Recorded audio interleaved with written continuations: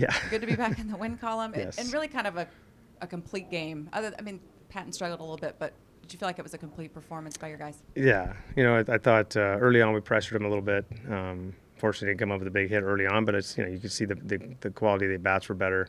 And then, obviously in that 5-run inning, Nate getting on some fastballs there, the opposite field, getting the big hit. And then obviously Joey, it's been Joey all year, but that was a huge hit for us. We needed that one bad.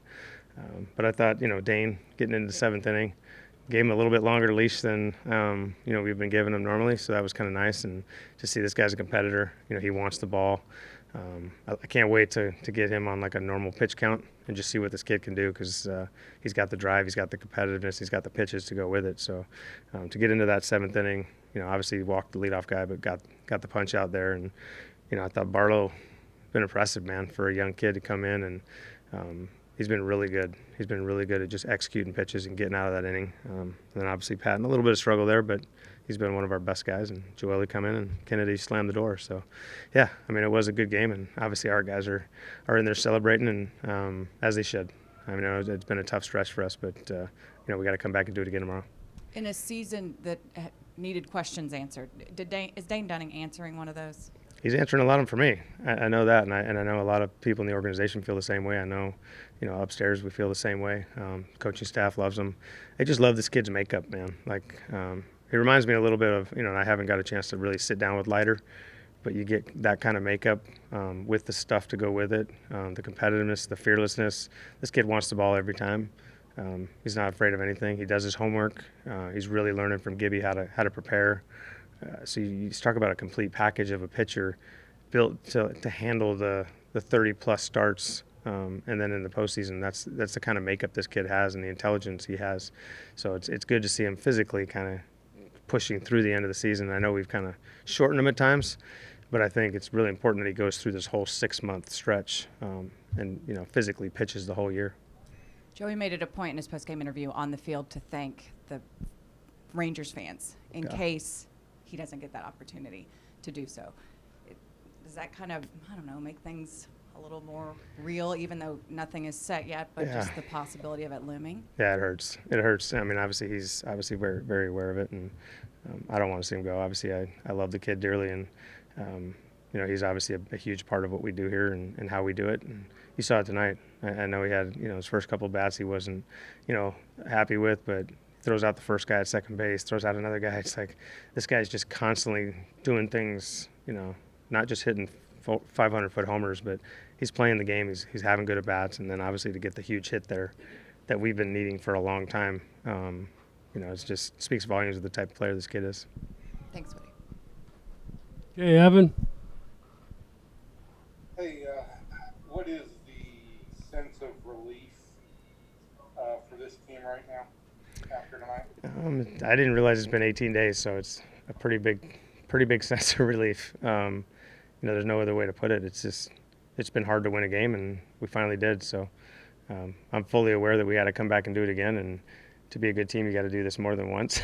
But at the same time, it's been really hard to do what we just did. So we're going to enjoy it and come back and prepare again tomorrow and, bring energy. And I thought the guys, I told them after the game that, some people in other locker rooms have made comments to me just about how, they wouldn't have known that we had been struggling so bad, just based on the togetherness and the energy in the clubhouse. I've been around a lot of clubhouses that not quite, losing 12 in a row, I guess, but, where you're struggling and things aren't going well, and it doesn't feel the way it does here. So that's just a testament to the guys in there just staying together and trying to stay positive. Hey, when you say they're celebrating, and you had talked about when you guys eventually won at Snap this, you were going to celebrate. Like how are they celebrating? I don't know. I listen. I'm more relieved, and I know the players. Obviously, they're going through some turmoil, man. I know that they're having a hard time sleeping at night. They want to win. They care. I know we all are as a staff. The entire organization. There's a lot of time and energy put into every season, and to go through a stretch like that, and at a few times this year, it's tough, man. It's gut wrenching because I know I want it so bad for these guys because I know how much time they put in. But yeah, they deserve it. They're celebrating more than I am. I'm just kind of gonna chill out and enjoy the night. All right, thank you. Chris. Hey, Woody, a similar question to what Emily asked, but about Nathaniel Lowe. Just what what questions has he answered so far? He's by no means a finished product, but what has he done to place in the future with his organization? You're talking about Nate Lowe? Yeah. Um, Nate, whatever he wants to do. yeah, Nathaniel. To me, he's answered a lot of important questions, which is a lot of what we stand for on the offensive side, which we've struggled with a lot this year, has been like controlling the strike zone, having quality at bat after quality at bat, the mental toughness, and just the makeup to kind of withstand the everyday grind. Obviously, he's had some struggles with the fastball, and I know in the past, especially the past like 3 or 4 days, he's had some come to Jesus moments with our hitting guys and really trying to identify how to solve this. And it was nice to see him today, get a big hit, get the ball to the middle of the field, which he does really well when he's right. But if he can do that, if he can kind of check that box, now you're talking about a much higher ceiling on a guy. If he can't quite solve that on a consistent basis, then it's, then I feel like there's got to be that question is not answered enough for me to be the the long-term, everyday, like dependable middle of the order type bat. But if he does answer that question and he starts getting on some heaters, then that's a different type of player, especially at first base. Okay, let's go to Kennedy. Hey Woody, I guess when we talk about Joey, it's a lot of, he has the talent, he has the drive and all of this. Could you, I guess, kind of speak to maybe his baseball IQ when he's playing in the right field, knowing when to make the throws, where to make the throws, and how important that is when he's playing that position? Yeah, it's this guy's got a killer instinct in the outfield. I guess the best way I can put it. He does not, in his mind, nobody's ever advancing on a base on him.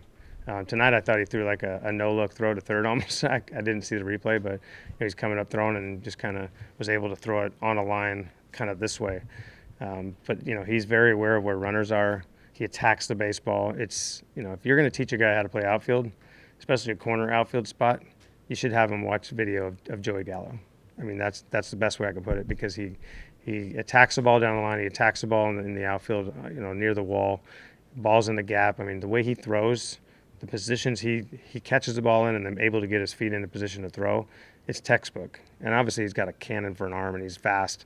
He's got all the attributes, but I think it's the mentality he plays with, like I said, the killer instinct that you're not scoring on me, you're not getting to third base, you're not getting to second base. It's any ball that's hit out there, he's on a man on a mission. And that's what separates him, I feel like, from everybody else. Okay, we'll take 2 more real quick before Dane comes in. Levi? I thought it was interesting that obviously the numbers have been good to back up this decision, but the first lead you guys have in a long time, the first guy to get the chance to hold the lead is Joe Barlow. Can you talk me through that decision and kind of why he was the guy you chose? Yeah, I thought it was a cool moment for him that we were able to kind of go that route, because the most impressive thing about Joe, and listen, I know this guy doesn't have the experience that maybe some other guys that might have, not even on our roster, but just in the league itself. But I just the composure that this guy's had since he's come up, his ability to execute pitches. I think 2 or 3 outings ago was his first time with runners on base. And his discussion after the fact, with our mental skills guy and with our coaching staff, and how, this is what I was feeling. How do I change that? How do I got a little excited and tried to make too good of a pitch, and he's talking through these things and he's able to go out and execute it the next time. That's really, really impressive to me. So tonight I was like, man, this is a great opportunity for him, and I know we haven't won a game in a long time, but I felt really, really comfortable putting him in that spot. Just the way he's been pitching, like I said, the composure that he's been pitching with, walking around the clubhouse. I mean, this guy's worked really hard to get to this spot, and I wanted to obviously reward him by putting him in there. Okay, last one, Jeff. It seems like Nate's hit is the one that you guys have been missing for 18 days, and that it might have allowed your guys, maybe a Dolis who was aggressive and Joey who hit the home run, to maybe take a deep breath and Yep. because somebody else had carried the baton, so to speak. Yeah, no doubt. Yeah, he's a guy that we need, especially in the middle of the order. Like I said, when you get those 2, 3, 4 guys, those guys have to be. It's not even about hitting a homer or a big double there. It's just being productive, having quality bats. And Nate's been, the one thing Nate's been doing has been walking, but he hasn't really been impacting the ball. So it's nice to see him, obviously get a big hit there and get us tied up. But just hearing his conversations with the hitting guys and honestly myself, and trying to figure this thing out. It's nice to see him get some results and like you said, take some heat off the other guys behind him.